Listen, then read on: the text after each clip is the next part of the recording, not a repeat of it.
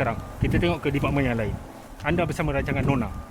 Ingat, prinsip hidup Maulana, pantang mundur kecuali bini call.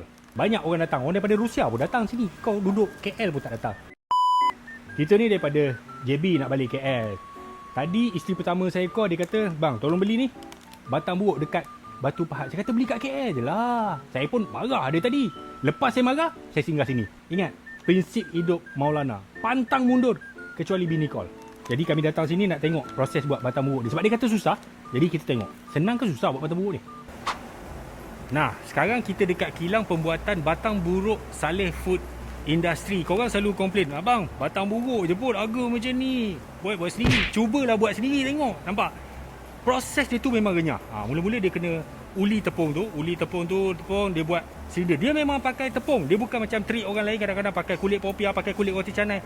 Dia buat bentuk silinder, piston 65mm, jack 4mm.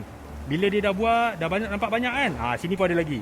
Dia akan rehatkan. Dia akan mengular dekat sini, lebih kurang dalam semalaman.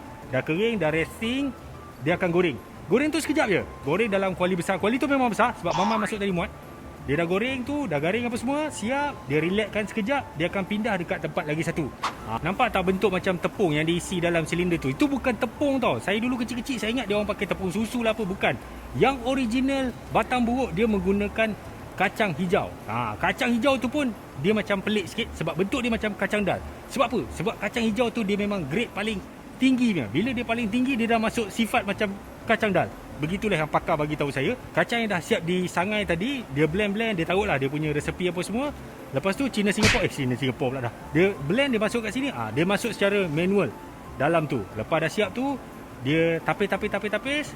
Cina Singapore lagi. Lepas dia tapis tu, nak bagi dia padat dan dalam dia, barulah dia pergi dekat kawasan packaging. Okey, ini proses dia. Dia akan packaging secara manual dalam paket dia. Dia akan timbang dekat sini dan dia akan diisi gas nitrogen oxide NOx supaya lagi laju, supaya lagi tahan lama. Jom kita bergerak sekarang. Kita tengok ke departmen yang lain. Anda bersama rancangan Nona. Okey, nasi dik. Balik dulu. So nampak, ini kita dah borong. Sebenarnya dekat sini kalau anda nak datang shopping, kerepek, makanan-makanan kering tu kan, ada 200 lebih jenis kerepek dekat sini. Banyak orang datang. Orang daripada Rusia pun datang sini. Kau duduk KL pun tak datang. Nak beli single boleh, sekilo boleh, 100 kilo boleh, borong boleh. Buka 8 pagi sampai 6 petang. Bulan puasa dia buka malam. Ingat, di Saleh Food Industry, hari-hari adalah hari kahwin. Bukan, hari-hari adalah hari raya. Happy wife, happy life. Jom kita cari sport pula.